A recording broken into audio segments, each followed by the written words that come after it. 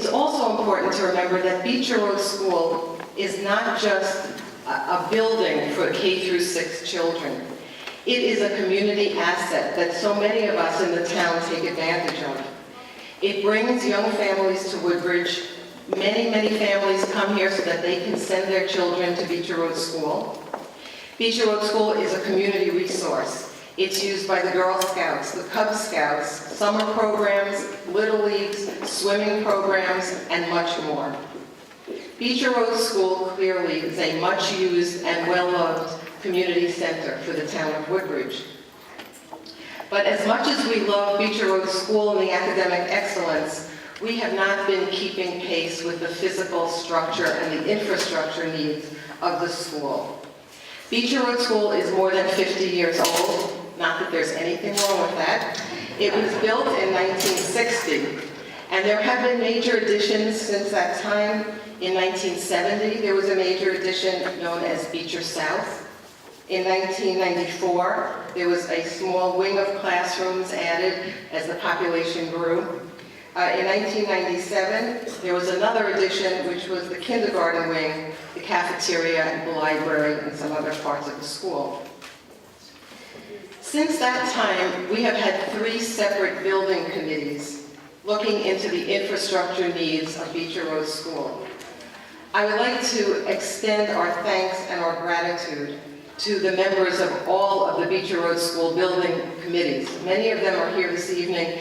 I was going to name everyone, but the list got so long that we'd be here way too long to recognize everyone. But each of the committees spent countless hours studying the school and trying to come up with the best way to bring it up to current standards for a school of its caliber. And the volunteers who worked on Beecher Road School, I think, are an outstanding example of what people in the town of Woodbridge contribute to our town. We really run on the energy and the generosity of volunteers, and I want to thank you all so much for that.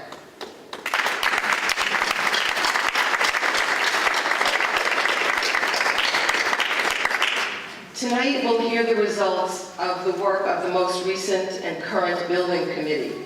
A special thanks to the members of the committee, Chairman Jeff Kaufman, Secretary Sheila McCrevin, and Andy Esposito, Greg Coyne, and Jason Vannebecker. They have spent countless hours. I think they've met over nearly 35 times. I've attended many of the meetings since becoming first selectman. They are dedicated to determining what the school needs and the very best way to achieve those needs. We will hear the results of their work this evening, the assessment of the necessary infrastructure improvements, the proposed work to address the needs, and the cost of the project. Finally, I want to thank all of you for being here tonight to educate yourselves about this proposal. It's critically important that our community understand the need for the project, the nature of the project, its scope, and the cost to taxpayers. In that way, we can all share in informed decision-making to advance our collective vision for the town of Woodbridge. I believe that a vibrant, healthy, safe, and environmentally sound Beecher Road School is part of that vision. I'd now like to turn this over to Jeff Kaufman, Chair of the Building Committee.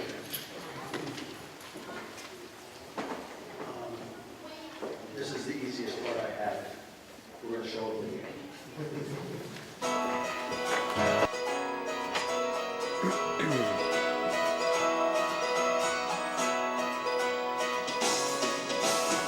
Nestled in the rolling green countryside of Woodbridge, Connecticut, Beecher Road School is home to approximately 770 students in pre-kindergarten through 6th grade. Built in the 1960s, Beecher Road School serves as more than a school for Woodbridge residents. It is home to many community events and programs all year.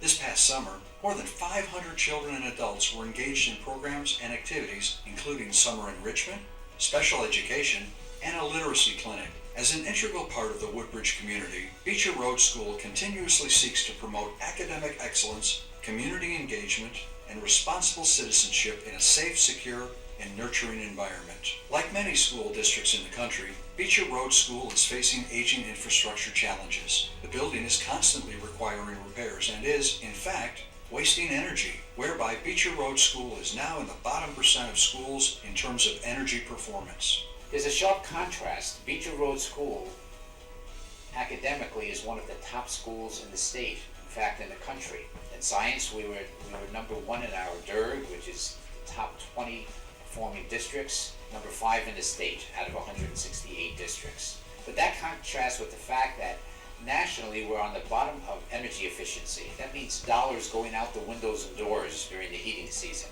The fact is, though, that we could be on the top 20%.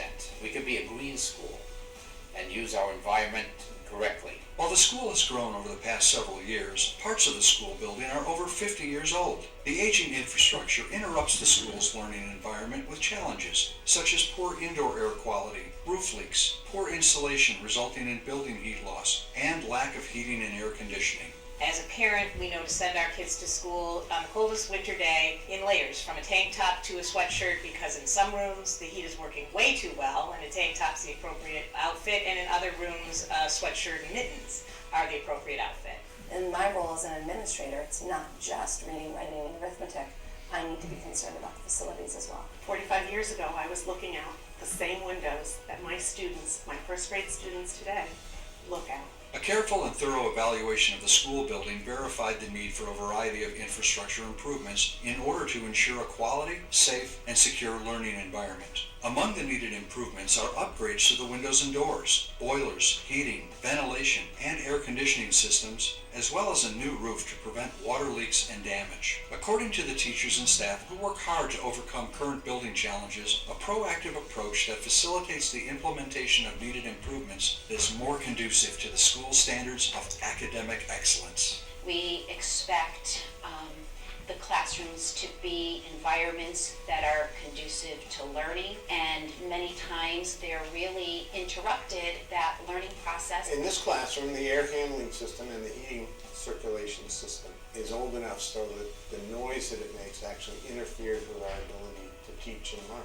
As an example of how the system works, when the air handling and the heating system is on, it sounds like it is right now. When it's turned off, the sound in the room dramatically changes. So I think it's pretty clear that the influence of the system on teaching and learning in this classroom is pretty acute. We have windows that do not have screens, and we can't get screens because they are so old. So that does not allow for any kind of fresh air, extra fresh air coming in. Studies have found that a better physical environment that includes superior energy performance contributes to increased learning and productivity.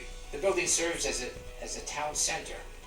Besides the education that goes on during the day, there are comprehensive recreation programs throughout the afternoon and into the late evening hours. Truly a building that does not sleep.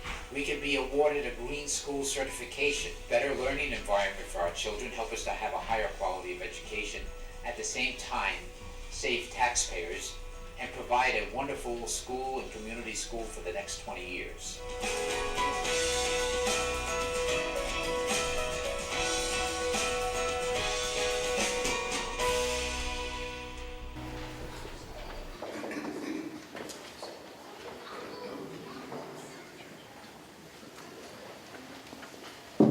Good evening.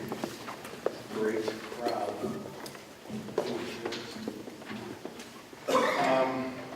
After I'm going to give a brief overview.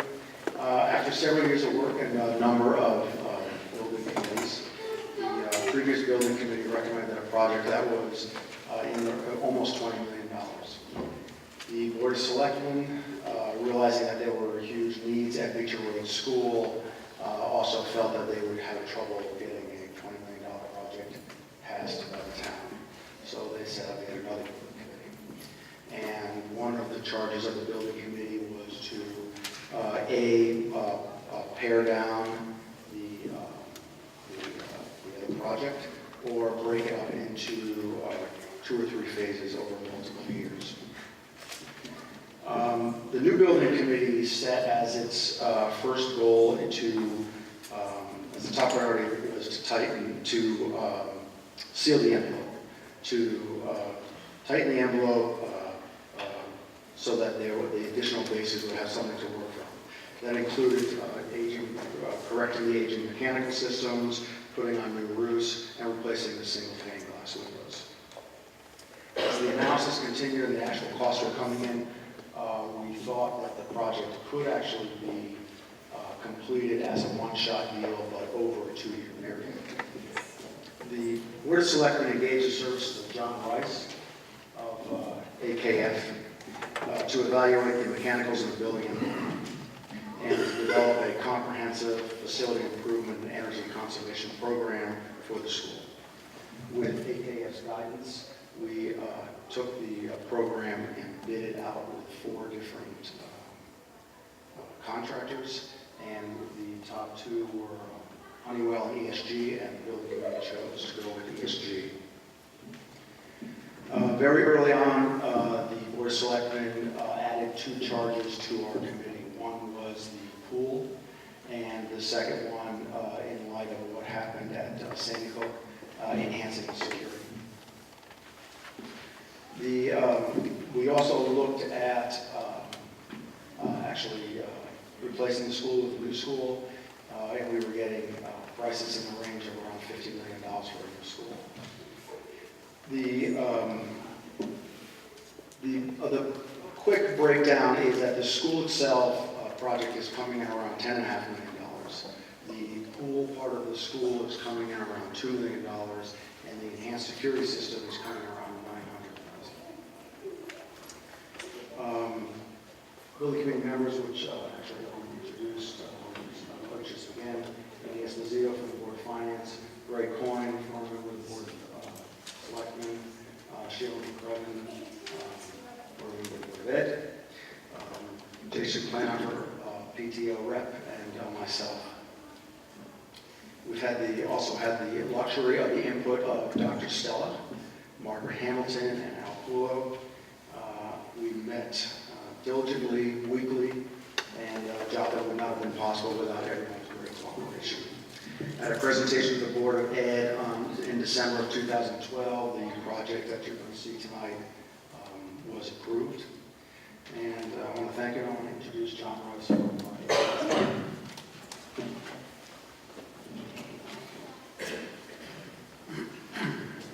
Good evening, everyone. Well, as Ellen spoke and as the video showed, this is what the infrastructure in the building looks like right now. The systems are old. The systems are antiquated. They date back to the 1960s, to the 1970s.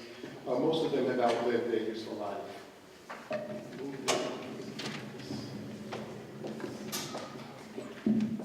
What we see here are old boilers, some of the rooftop units with corrosion on them.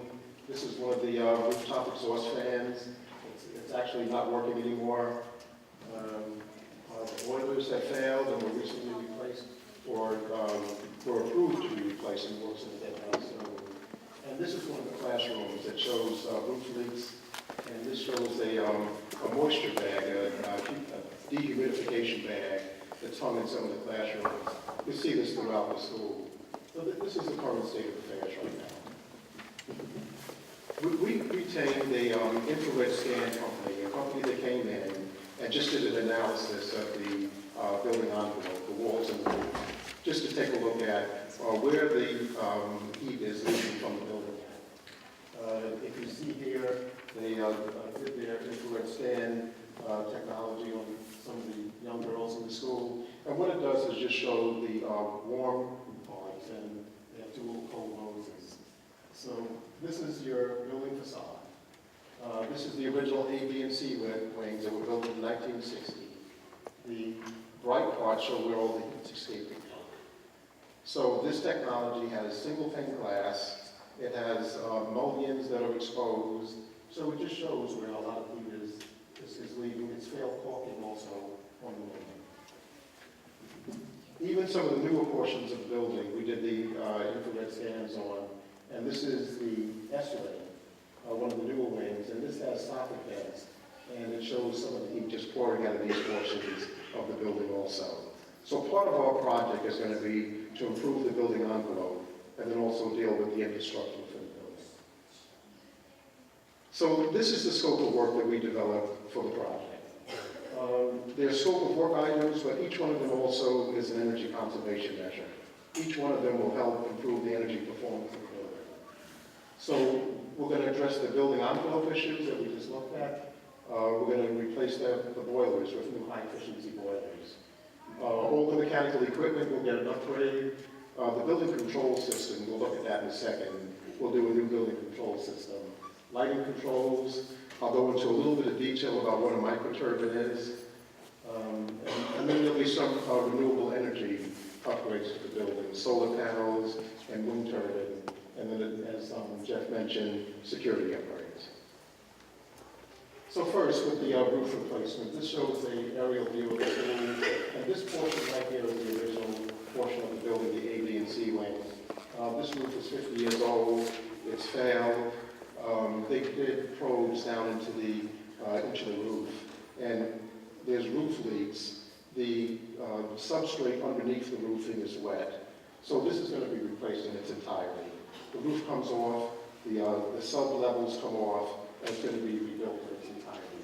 It's going to be replaced with a new roof. It's going to have increased R values to retain the heat within the building, and it's also going to be a light, what they call high albedo color, to reflect the light and to not absorb as much heat.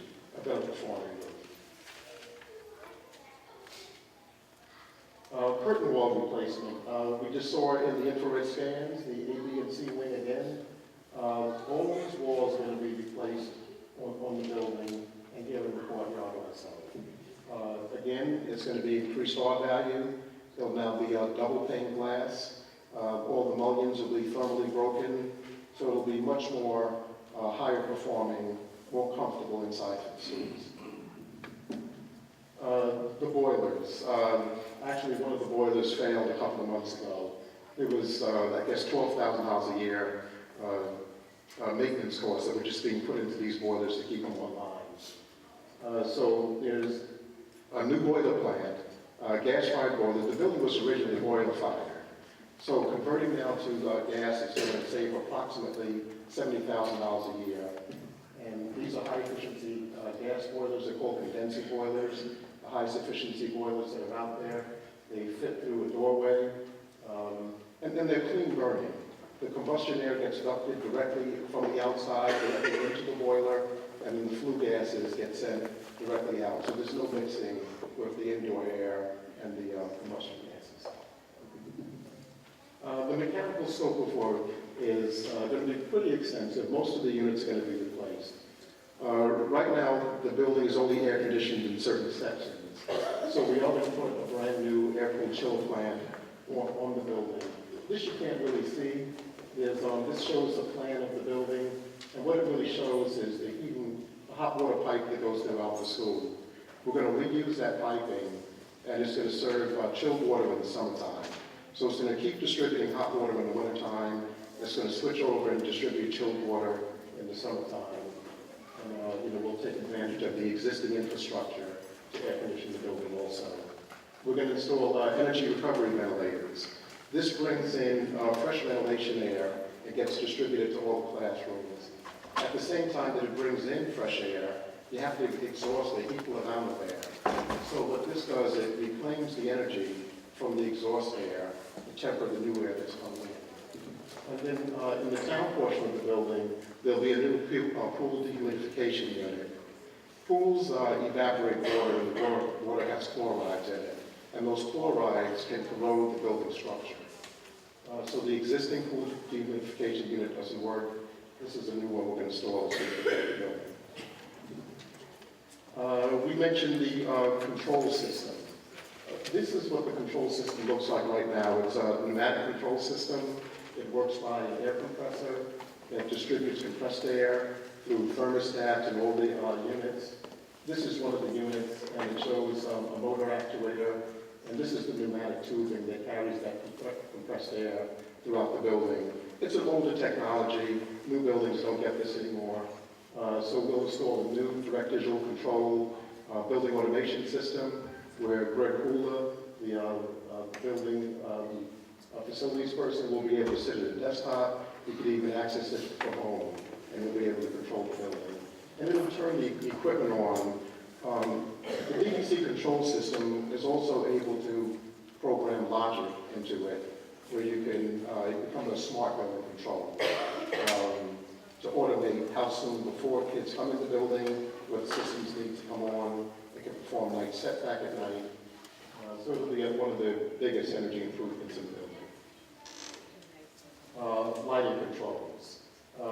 Right now, this is one of the classrooms. There's those moisture bags that we were talking about that gets on. But here you have kids not in the classroom, lights are on. So we'll do occupancy sensors in the classroom, occupancy sensors in the offices. So when no one's there, obviously the lights go off. A microturbine is a generator. It burns natural gas, and it produces electricity. The utility company produces electricity 29% efficient.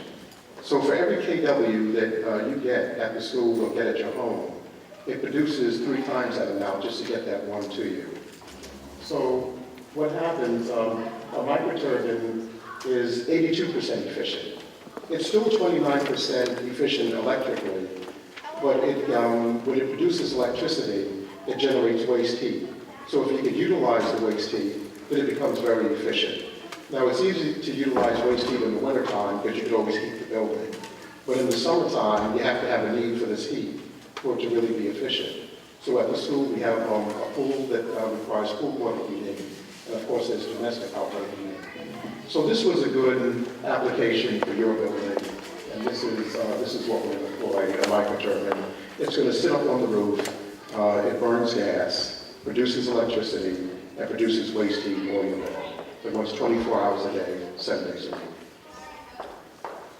We said that our renewable energy projects will put solar PV panels, about 50 kW, and then there'll be also a couple of wind turbines. It's not a great area for producing electricity from wind, but it'll be a great demonstration project for the kids and a great learning tool for the school. So overall, in terms of energy, the way nationally energy is measured is in this unit called energy utilization intensity. And what it is the total number of BTUs that you consume over a year divided by the square foot. So this is where Beecher Road School is right now. And the blue is how much energy you use at your site, and the red one is how much at the source. We said electric companies, it requires about 3 times as much at the source where they're producing the electricity. So where your school is right now is up around 140,000. The unit is KBTU, 140,000 BTUs per square foot, and about 80 at your building. This is a score, and you're right at about 38th percentile. So 2/3 of the school in the country is outperforming what Beecher Road School is right now. If you were at the 50th percentile, where half are worse performing, half are better performing, this is what your energy utilization look like. And this is what an Energy Star building looks like, 75th percentile. We took all the energy improvement measures, compiled all of them together, and this is the target of what we're going to look to get to. We want the school to be performing at about an 80th percentile in the country. I don't know if any of you are familiar with LEED, the LEED rating system. It's a rating system that defines what is a green building. You know, a lot of people can have their own idea about, why buildings green. So the United States Green Building Council developed this LEED rating system, and it's performance-based. So out of 100 points, there's all these different measures, and you could try to get points in different categories. So we're going to go for a LEED rating for this building, and they have this LEED for Schools program, so that's the rating system that we'll use for this program. One of the good things is it's an interactive process. You could have these design charrettes where the community could come out similar to like this and just learn about the environmental improvements of the building and what we'll put into the project. So in summary, the goals for the project are this. We want to improve the building's overall energy performance. We want to enhance the indoor air quality. We want to achieve a high-performing school. And also, most importantly, we want to leave a legacy for the community. Now, with all that being said, the project is not just infrastructure renovation. The building will also get a facelift. And we have the honor of working with one of the renowned architects who's local here to the community, Herb Newman. He's going to come up and speak about some of the renderings they developed about what the building's going to look like.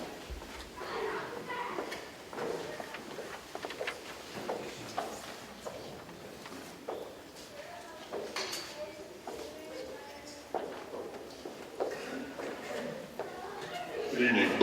I'm Herb Newman. My wife and family and I have lived in Woodbridge since 1960. And our two sons went to Beecher Road School in one of its earliest iterations. And so I'm here as the beautician, the cosmetician. I think it was Mae West, or if it wasn't Mae West, it should have been Mae West, who said, it's what's up front that counts. And so what we're going to show you tonight is just a couple of ideas about how, with a very small intervention and addition of an entrance canopy, which will provide shelter, of course, because there are no overhangs in the building now, so if it's raining and kids are waiting for the buses and so on and so forth, there's no place to wait outside. So with an intervention in a couple of the major entrances, and then through color, through paint, through only skin-deep surface, you might even call it superficial actions, we do think we'll be able to help working with the faculty and with the students to make a color scheme and a methodology for having a kind of joyous place for very little money. I mean, it doesn't cost any more money to do something beautifully than it is to do it in a rather ugly way. So we hope we're on the side of beauty, and what we'll show you, and what we'll show you right now, is just that canopy. And let's see that, yeah.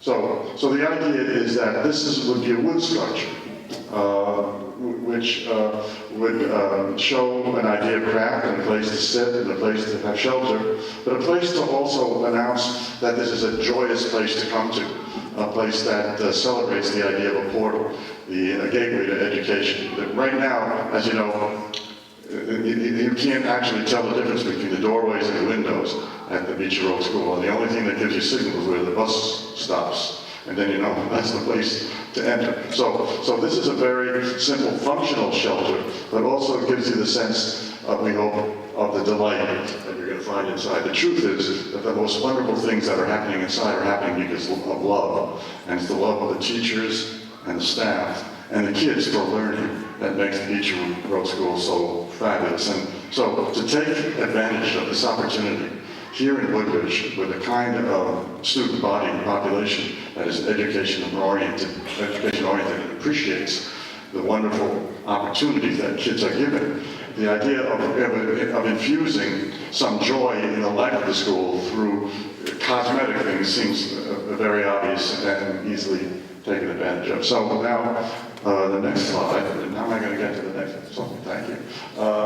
This is just a very simple sketch showing how, with a new window wall, we're able to capture a lot of the sunlight and daylight and wonderful bucolic nature of Woodbridge right outside the classroom.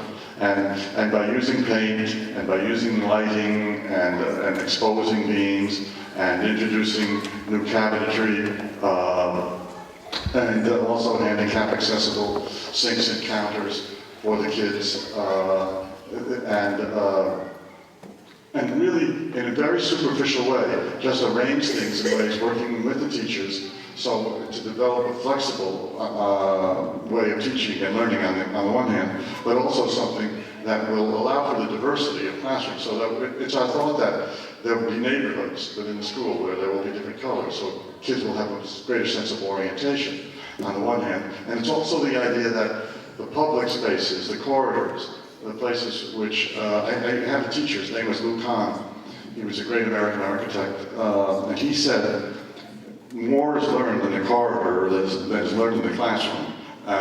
With good reason, because it's a place when a child is relaxed and is not thought, oh, I'm turned on, I got to be learning. So that the idea is that the things that you hear in the classroom are repeated in the corridor, but they're somehow more meaningful. So the idea that the corridors become joyful places, and in many cases this already takes place at Beecher Road School, where the work of the kids is displayed in the corridors. And there are programs that we hope that we'll be able to develop from an aesthetic point of view, working with your art faculty, to make these things realizable. So I'll shut up. Thank you. I don't know who comes next.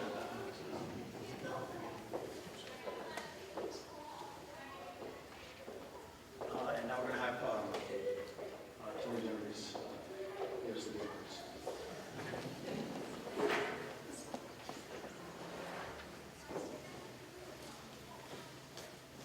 Thank you, Jeff. So I'd like to review with you how much this is going to cost everybody. That's my assignment for this evening. So I'd like to review first our existing town debt, and then how this project fits into our debt and our debt schedules. Our current debt service, which is the payment for principal and interest in a particular year, is at $2.4 million. This includes bonds for the new fire station, open space, Beecher South roof, soil remediation from the late 90s, and the 96 Beecher addition. It also includes notes for the country club, Woodbridge Country Club acquisition, and the public works facility. So the total town indebtedness, or the total amount of debt the town owes as of 6/30/13 is $23.3 or $4 million. Graphically, as that debt is paid off, you can see how the annual debt service of 2.4 takes a little increase here due to the public works facility, and then there's a sharp decline here. This is where the 96 Beecher addition is paid off, and so you'll see some opportunity here in our debt curve for where it actually goes down due to retiring of the project.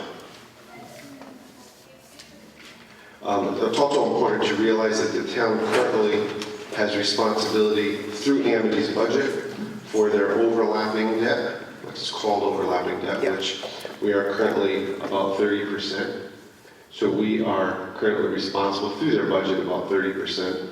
That is considered part of our debt from a credit perspective and from an outside agency looking at our credit worthiness. So we keep track of that also. And so that was about $15 million, 6/30 of 13. So if you add those two figures together, the total is just under $40 million. So it's our direct and overlapping debt of the town. So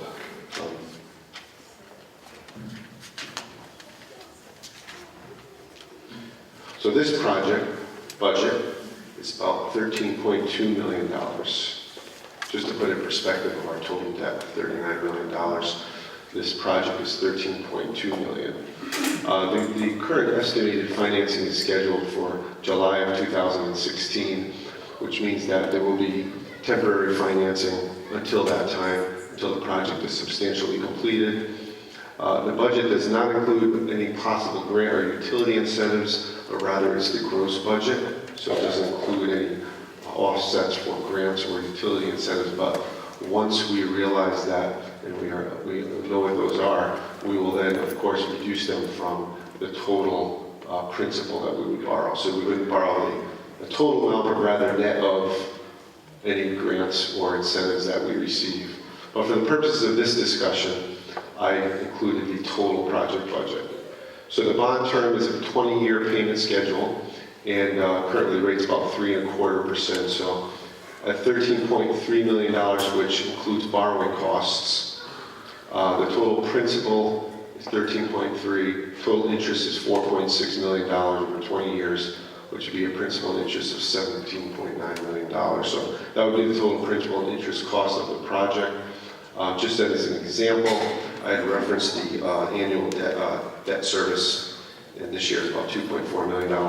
The first full year of debt service for this project would be about a little over $1 million. So that gives you a framework for how this would impact our current schedule. So this, again, this does not include Amity. This is just the town's debt. You can see that this is our existing debt here, and this would be our debt service with this project added on. So you see there's a little bit of an increase in fiscal year 17, which is the first year of the payment of principal for this project. It's offset, however, by this drop here, so that would be sort of the impact to the debt schedule for that particular year.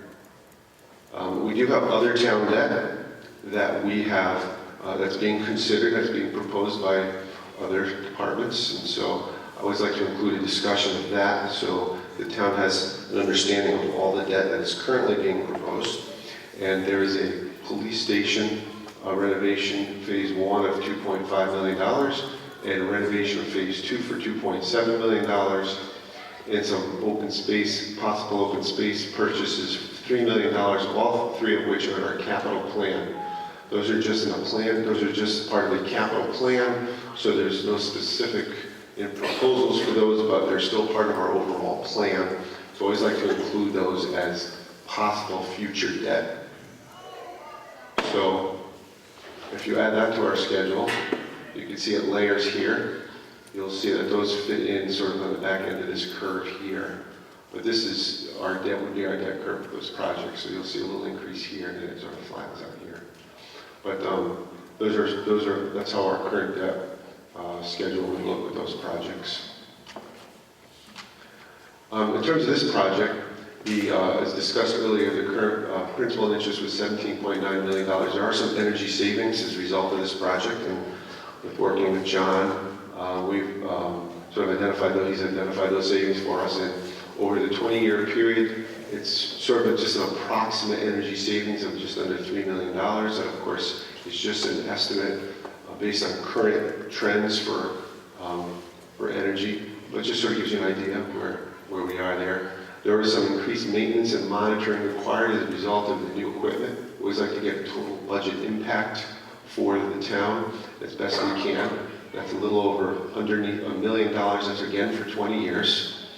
So the budget impact is about $15.8 million. So you can see that's less than the 17.9 principal and interest.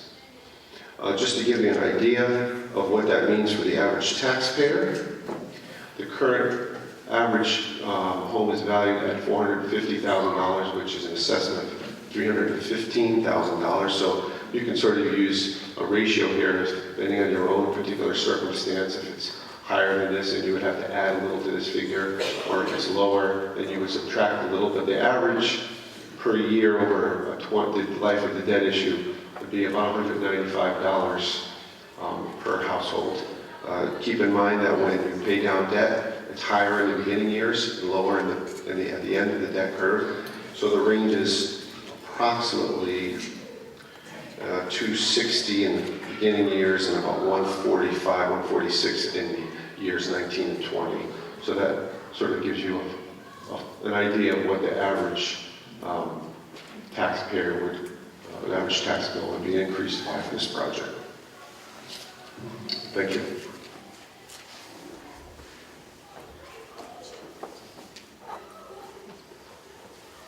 And we have one more video.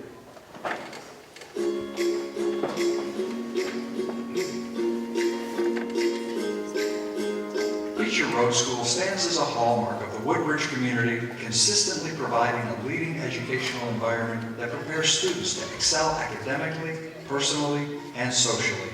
Well, I think as a resident of Woodbridge, I know that so many like myself, families have come to this town because of the educational system. We're a leader in terms of using technology, and we have a very good infrastructure in terms of the technology that's available to students. We're a community that prides ourselves in education. People move here because of the schools. As part of the infrastructure improvements, Beecher Road School will also receive a new, fun, and kid-friendly facade that will provide better weather protection. The building upgrades will allow for better classroom lighting, more natural outdoor lighting, air conditioning, and ventilation throughout the entire school building. A new roof, new boilers, and significantly improved indoor air quality. As a result, Beecher Road School will be a healthy, high-performance school, both academically and structurally. By implementing these improvements, the school will dramatically enhance its operations to run more efficiently and cost-effectively, ranking with the top 20% of schools in energy efficiency performance. The improvements will also extend the life of the building by 20 to 25 years. We can be in the top 20%. We can be awarded a green school certification. That would provide a better learning environment for our children, help us to have a higher quality of education, at the same time save taxpayers, and provide a wonderful school and community school for the next 20 years. The new and improved Beecher Road School will uphold the Woodbridge community's dedication to academic excellence, safety, and responsible use of taxpayer dollars.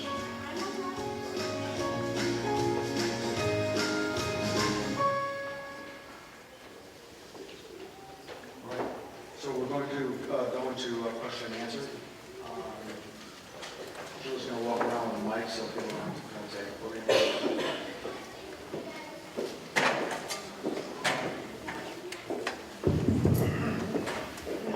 Good amplification.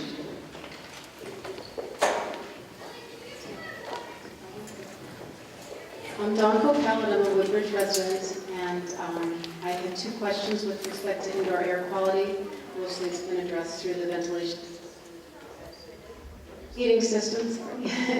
I had a question about the paint that would be used, because I know that there are more and more paints that are low or no VOC. They don't off-gas volatile organic compounds.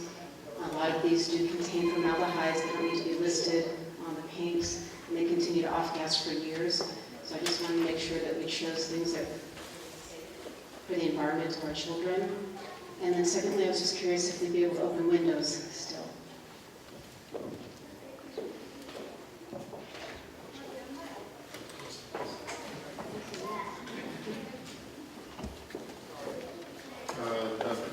Newer architects will handle all the painting and finishing, but definitely all the materials inside will be low VOC, and the windows will be operable windows.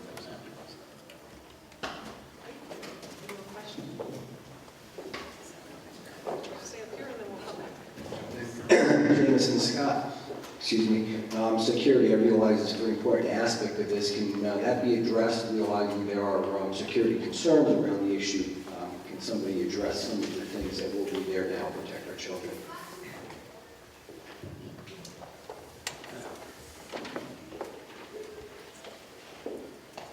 We can talk about some of them, we can't talk about a lot of them. A little hesitant, and we've had multiple consultants work with us, and everybody comes in and says, I'll sign our names in below, that we're not going to repeat things. But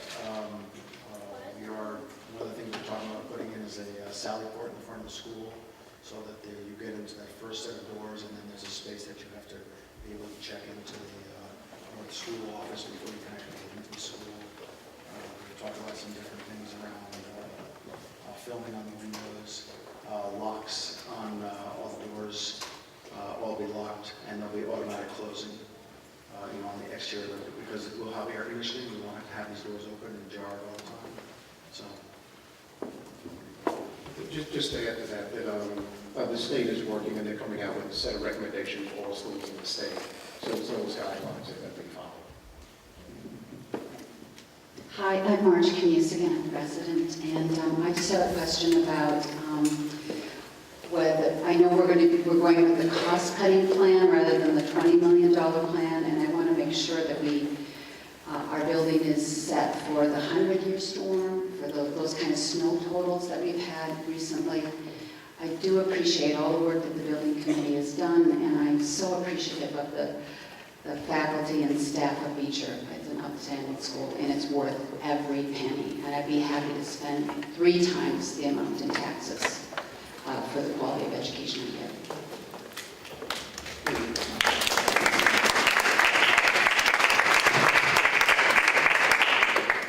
I'm glad you brought up the point of building resiliency, because this is something that the design community is looking at buildings differently now.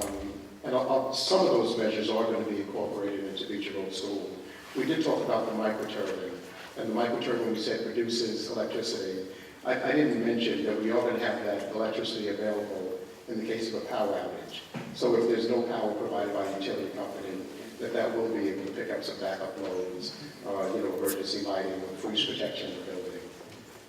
So yes, there will be some building resiliency measures built into it. My name is David Mark, and I'm also a resident. I was on the Beecher Board of Ed for 9 years. I'm an architect. I have some questions and some observations. Peter Halsey in the first movie had a great demonstration of turning off the unit ventilators, and the noise went down to nothing.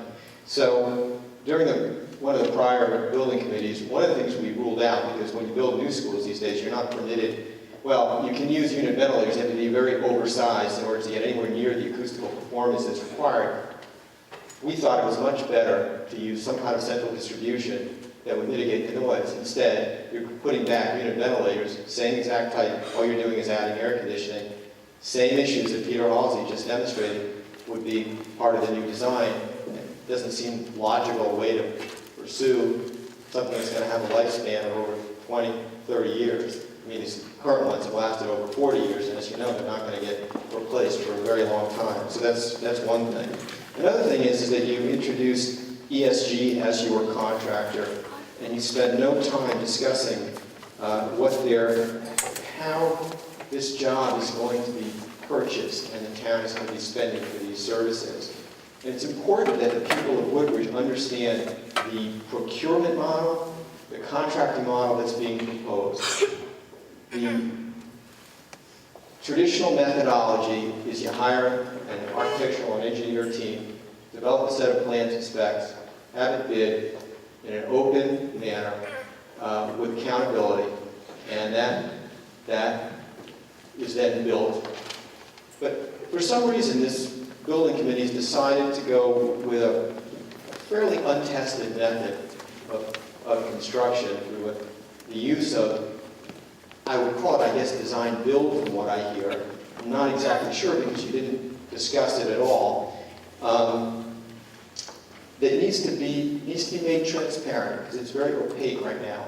I don't understand why you don't hire Mr. Newman and his company to do the traditional delivery of a project here. In fact, what I heard very clearly was that Newman's has been hired to do some aesthetics, a new entrance. I don't even know who's designing the roof, who's designing the other enclosure issues. These are all things that the people of Woodbridge deserve to know. There should be, it's a high level of accountability here. Who is representing the town's interest in the model that you're presenting to the town? Okay, David, thank you. Great questions, all of them. Starting out with the unit ventilators. 100% agree with you. Unit ventilators is 1950s, 1960s technology, not used in modern projects.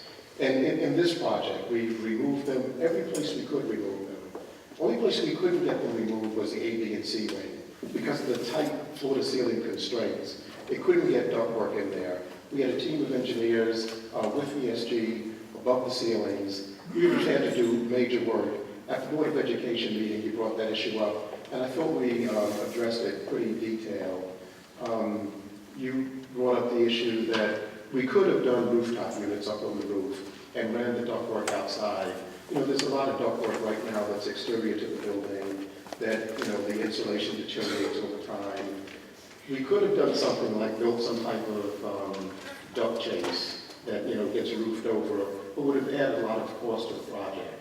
So we took the tack that you exactly spoke about, that we're going to replace the unit ventilators in those wings. We're going to introduce air conditioning into them. Now, these unit ventilators don't have compressors. There's going to be a central chilled water plant. So the chill will be outside. That's the bulk of the noise. The only noise that will be inside the classroom will be the fan noise. And exactly what you say, you size them larger so you can run those fan speeds on low speed. And then we thought that was about the best that you could get just for those wings. But all the other wings, right now they're in the D wing, they're in the K wing, and they're being removed from there. And we are going with the ducted system with overhead fan coils for those wings. You also brought up the energy performance contracting.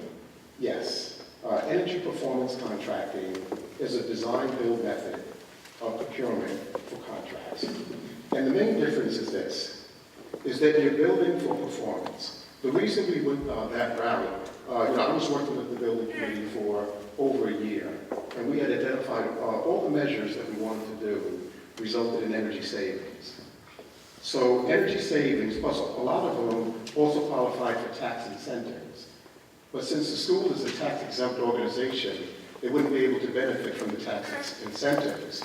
So you go to a third-party contractor who can take advantage of the tax incentives, and then they structure a guaranteed energy savings program to the district.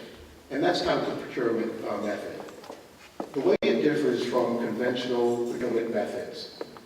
The way conventional projects work, you put out a set of plans and specs, contractors bid it, and typically you go to the lowest bid.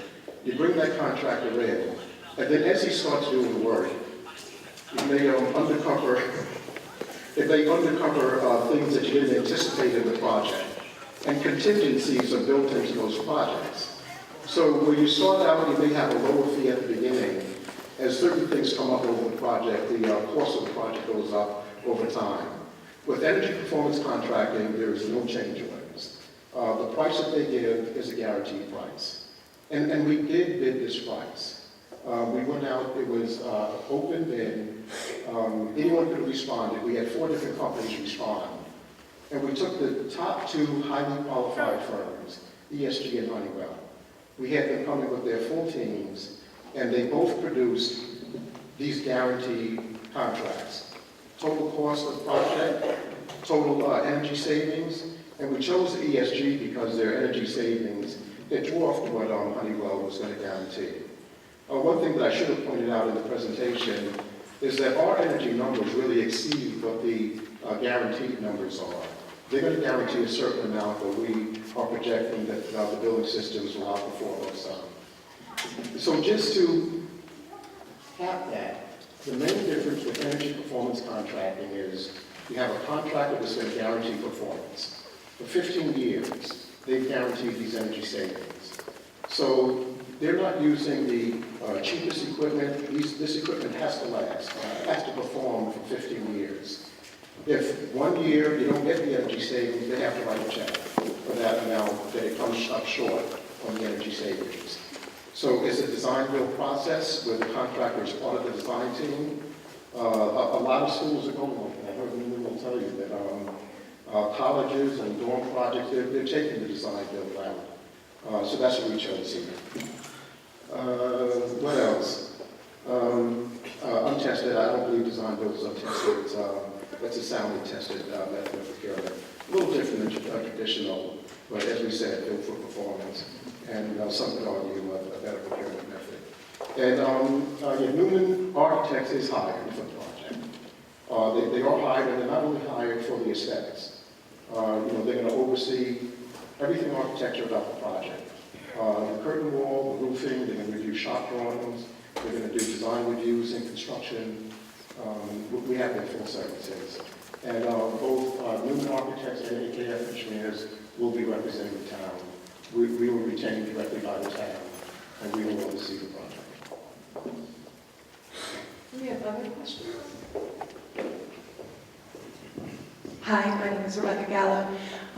I had a question on how long this project is anticipated to be, and estimate high, please, because typically they always take longer than you originally thought. And how is it going to affect the learning environment of our students as the project is underway? It's a little more of a question for ESG, but the way the schedule goes is the bulk of the work is going to be done over 2 summers. The school's going to be emptied out over the next 2 summers. That's where the majority of the work is going to be done. There will be some work that will take place during the school year. Like right now, there's a boiler job in the mechanical room that's contained, so they could work inside the boiler room. So there may be projects like that they could do a classroom at a time, replacing lighting, installing occupancy sensors. So there'll be some, it shouldn't interrupt the learning environment at all. All of the, obviously, if you're taking the roof off or taking the walls of the building off, that's going to be done when nobody's in the school. But other non-intrusive things could be done while they're in the building. So that's 2014 through 2016, 2 years. Yeah, with the bulk of the work being done over the summer of 2014 and the summer of 2015. So does that mean that the students won't be in the shelter things, the portable student? No portable classroom? No, portable classrooms.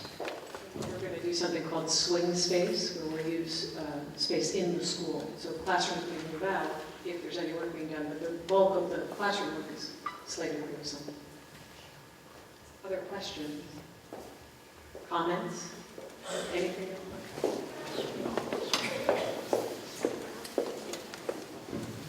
Hi, my name is Robin Robinson. I'm a resident of Woodbridge. I have 2 children in Beecher.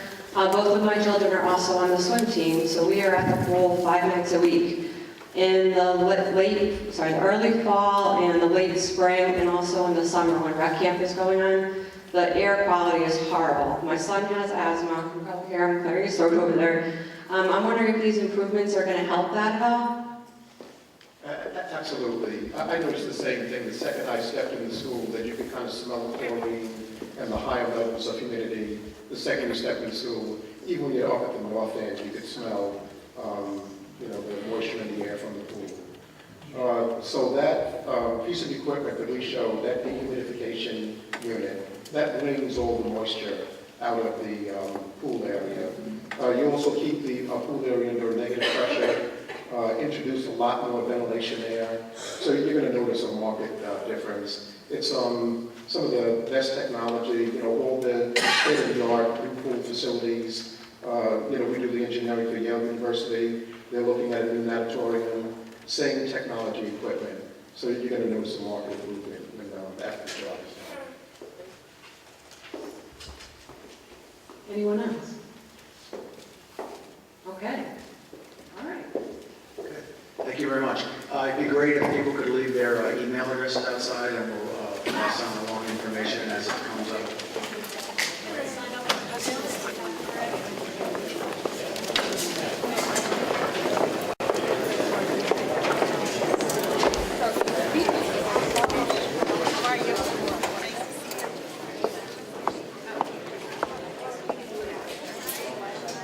There's also the website is up